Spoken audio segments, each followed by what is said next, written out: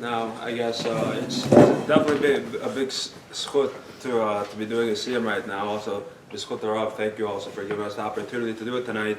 And we weren't Eytan and I weren't even supposed to be doing the Siyum tonight. But then last minute it happened that we were going to be doing it, and like we found it like right at about 8 o'clock, right when the Yeshiva starts.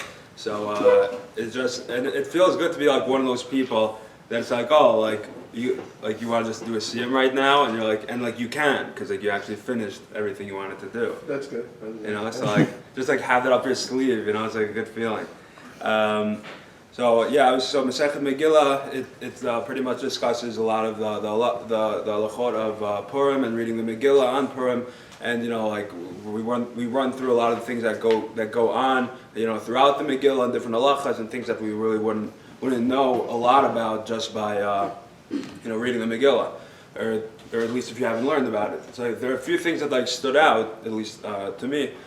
And I know one thing was like how if you have, say, allocated a certain amount of money for Purim, like what to spend, you should really spend the majority of it on matanot le'avyonim, you know, and to giving to poor people, as opposed to, you know, maybe going extra lavish on your seudah, or giving maybe crazy mishlach manot or whatever it may be.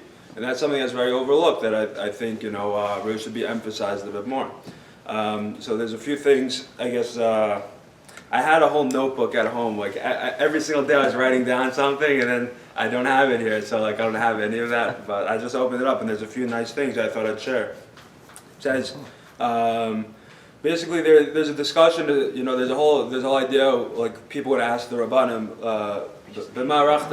to what did you merit? You know, long life and longevity. So it says, Shalu Tamidav et Rabbi Elazar ben Shemua. So they asked Rabbi Elazar ben Shemua, you know, how do you achieve longevity? So it says, Amar Lahem, he said, Miyami lo asiti kapendaria lebeit knesset. In all my days, in all my days, I never used a synagogue as a shortcut. You know, I never went, especially back then, it was a lot more possible to do that because, you know, I guess the roads weren't worked out so well. There wasn't like streets like everywhere. So I guess that was a lot more common. So he said, I never went into synagogue for the sake of convenience. It says, Lo pasate arshei al kadosh. I never stepped over the heads of the people, you know, of the nation, because back then they would sit on the floor when the Rebbe would teach. So he made sure not to like step over like haughtily over his students that were sitting on the floor. And it says, "V'lo nasati kapai below a bracha." I never raised my hands without reciting. I just want to point something. There's some mefarshim that say "lo pasati on the heads of the people." In other words, I never use the people as a pedestal to promote myself, and that is something that it's quite rare today. But unfortunately, that's what a real leader is, and you know, shows you what we are today, where we hold it today. Yeah. So then there's the next one. It says Shalot Hamidav et Rabbi Preda. You know, then the students of Rabbi Preda, they asked him, you know, to what did you merit longevity in life? Yeah. So he said, Amar Lahem. So he responded to him, Yamai lo kadmani adam le'veit midrash. In all my days, no person ever preceded me to the Beit Medrash. You know, I was always the first one there to learn. Then it says, "V'lo berachti lifnei kohen." I never recited Birkat Hamazon in the presence of a kohen. If there's a kohen there, I always let him do, you know, to bless the people instead of me leading, Birkat Hamazon. Lo achalti mibeimat shelo hormu matnotea. Nor did I ever eat the meat of an animal whose gifts have never been separated, you know, for the kohanim. And then it says, "Damar Rabbi Yitzchak, Damar Rabbi Yochanan, Rabbi Yitzchak said to him, Rabbi Yochanan asur lecho." Okay, I'm going to skip that. So now, then there was one more, and then it said, okay, now the fourth Tana. It says, Shalu Tamidat Rabbi Nechunya ben Hakana. So they asked, now Rabbi Nechunya ben Hakana, you know, so how did you achieve longevity? It says, in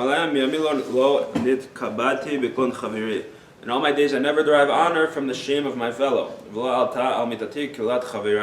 Nor has my fellow's curse risen with me onto my bed. You know, meaning when I go to sleep at night, I always make sure to forgive everyone that wronged me throughout the day, because like I don't want to have this on me. I don't want to have that he's going to be punished, you know, say one day in Gehenna or in Shemayim because I didn't forgive him. So he said, whatever, I forgive and I forget. It's not a big deal. And I was liberal with my money. And I wasn't splurging. He obviously practiced a lot of maybe zirut and nikiyut and prishut and a lot of these traits that abstain from like the luxuries in life. And now the last Tana, it says, Lo nitkabati biklon chavirai, and I never derived honor from the shame of my fellow. As there's a story with Rav Huna was carrying a spade on his shoulder. Rav Chana bar Chanilai came along and wanted to carry it for him. And he said to him, if you're accustomed to carrying these out of spade in your town, then carry my spade. But if not, then to honor myself through degradation, I don't want to put you down for the sake of caring for me. Now, the last thing, this was on today's daf.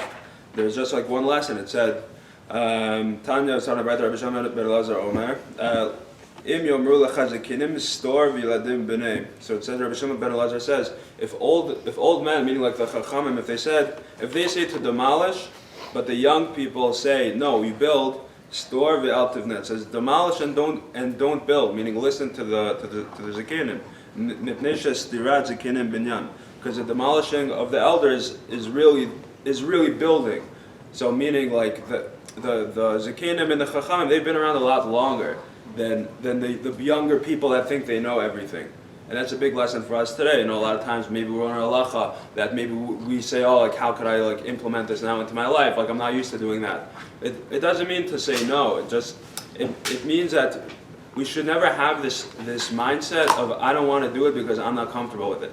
If I'm saying that the Torah is like my life, just because I don't agree with it or something or I don't understand it, doesn't mean now that it means basically I need to go learn about it and then practice it because I know the Torah is the emet.